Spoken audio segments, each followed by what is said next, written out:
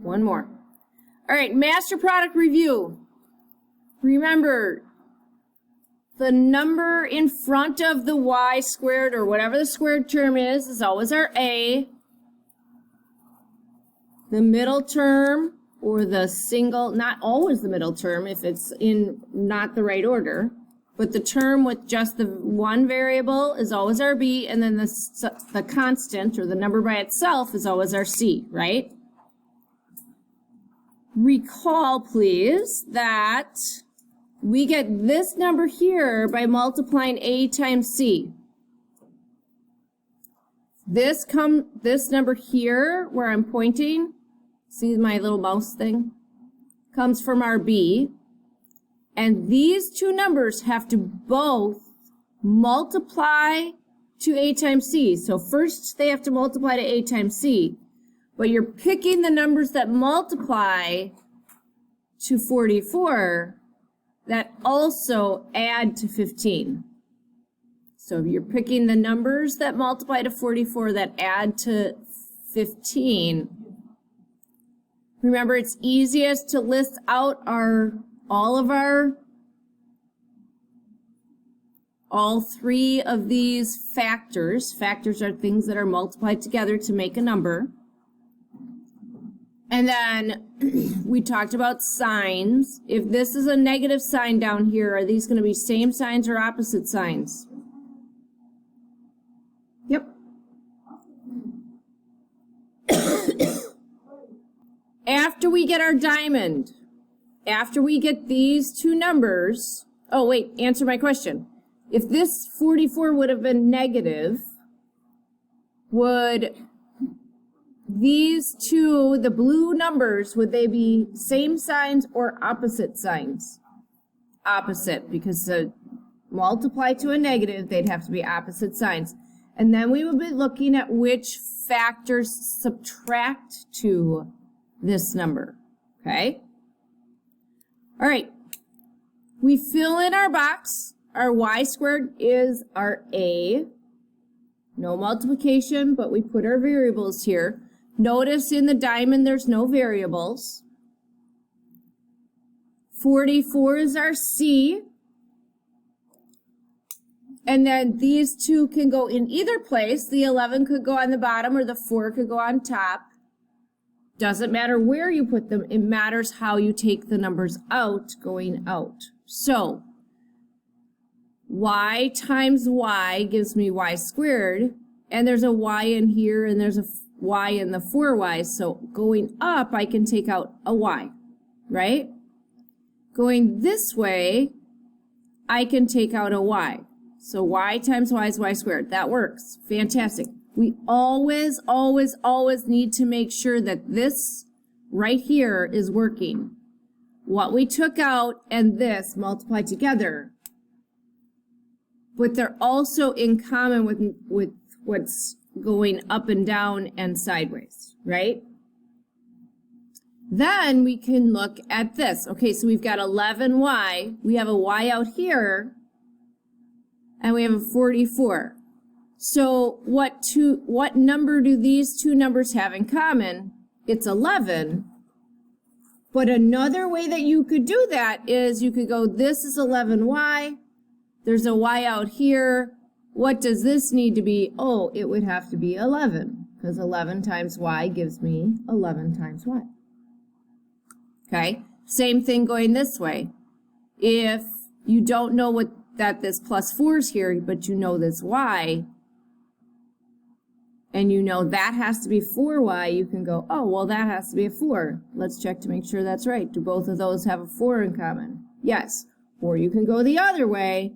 Both of these have a 4 in common, and then double check to make sure you multiply. So always double check to make sure what you have outside matches your inside.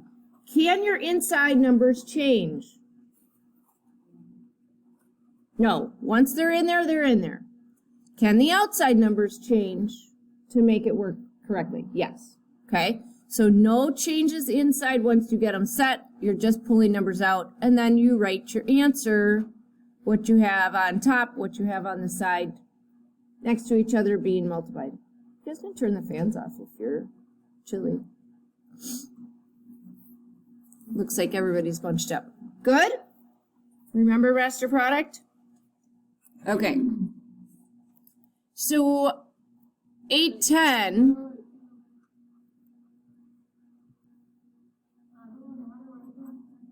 Hold on, let me.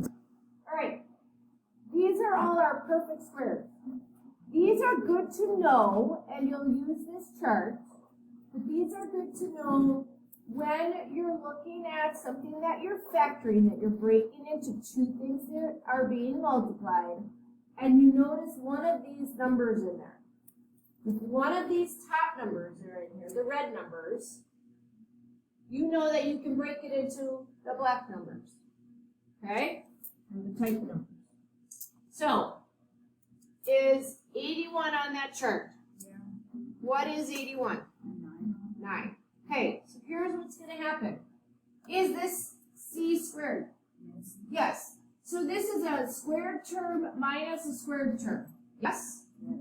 Whenever I see that pattern, I can use my difference of square rule that we learned in the last chapter to factor this. What's the square root of c squared? So you would undo your square. So the square root of c squared would be c times c, right? What's the square root of 81? 9. Plus 9 minus 9. Done. Okay? Let's try the next one. Is that number on your perfect square chart? Yes. Cool. What am I going to end up with for an answer? X plus 5, x minus 5. Fantastic. Moving so far. Jerry, are you with me, my friend? Yeah. Okay. Are you right? I'm so comfortable with your magically writing. Okay, so the pattern has to be true if A and C are both perfect squares. B is 0. There is no B term, right? There's no plus something X or plus something Y. So B is 0. There's no B term. Then I can do this rule. Okay? Set up your binomials. What's the square root of 4?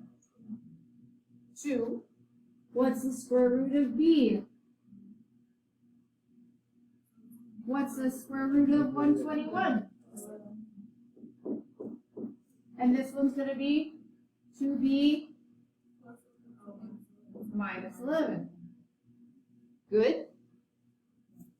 So the only time we can do this is if there's no B term. There's no B term here, right? There's just an A term and a C term. Yes? You mean if this is 2B minus 11 and that's 2B plus 11? Nope. That does not matter. You want to put your minuses first and your plus second? Or your... Nope, we're square rooting it. We're not squaring it.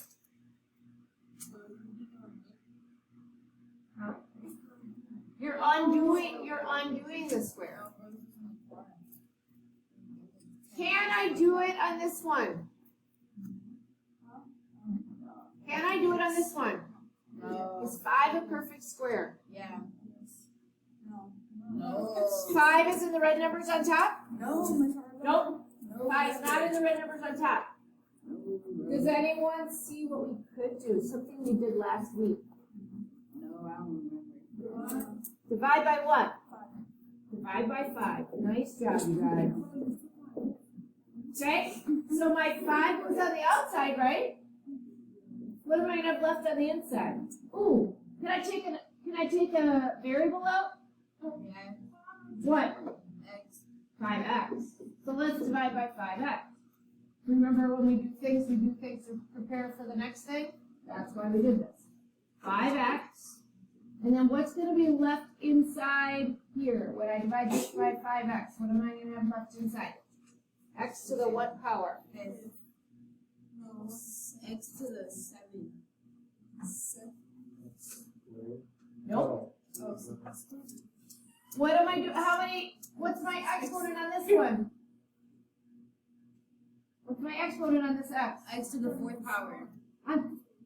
What do you mean? Like it's gonna be X to the 4th power. On the inside. Because 5x to X minus 1. Right.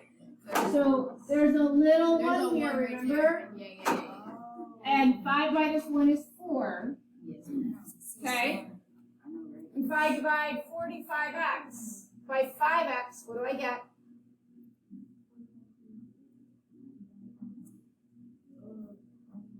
Yeah, -9.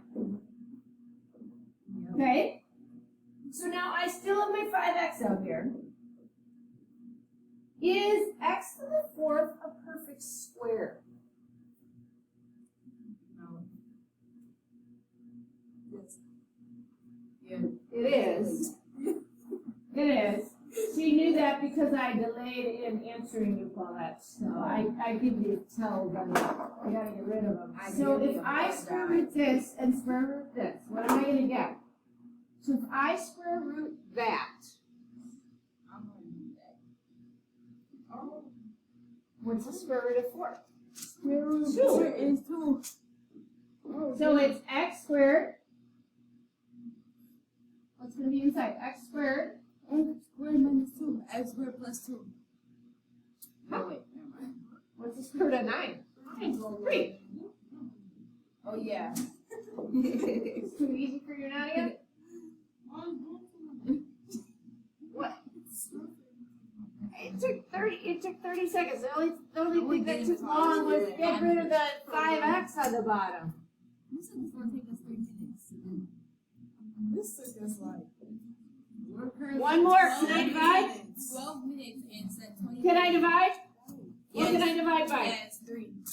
And? 3 and 3. 3 and 3g. You know what I was trying to say. Stop acting like that. Yeah, okay.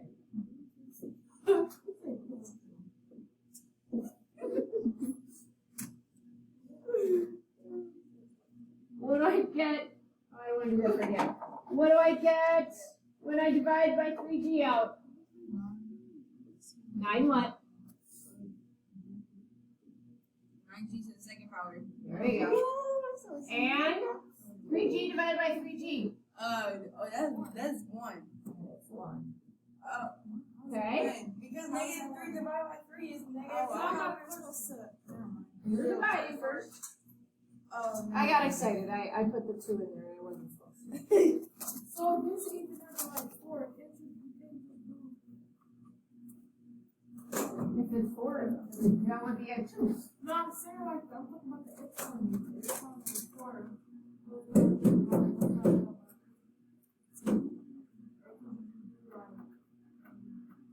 It depends on what's over here. If you can take something out. If there's a 4 here, a g to the 4th here, it would depend on what's over here if you would take something out. Well, we could take something out. If you can take something out, you need to take something out before you factor, or you won't be able to figure it out. You'd have to do box and diamond, and box and diamond. You could do it with box and diamond, but you'd have to put 0 for your b. I'm sorry, this is a little bit.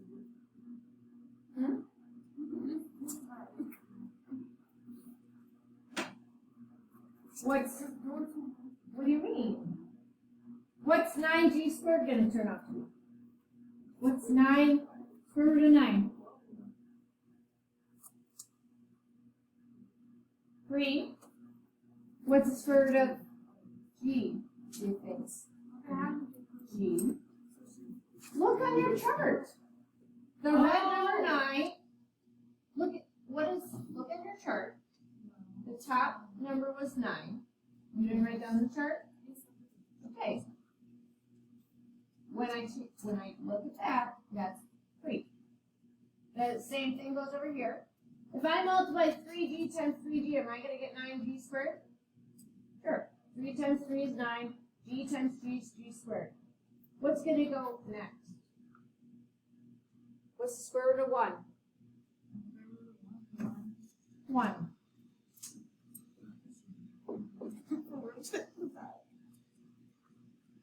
Okay?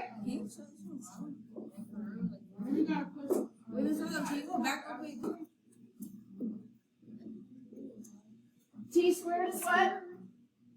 Square root of T squared is what? Yeah, make it a 4. It's T, right? Because T times T is T squared. Yes? That's what I'm saying. That's what I'm saying. Square. Yeah. Yeah. Square root of 64. That is currently gonna be 8.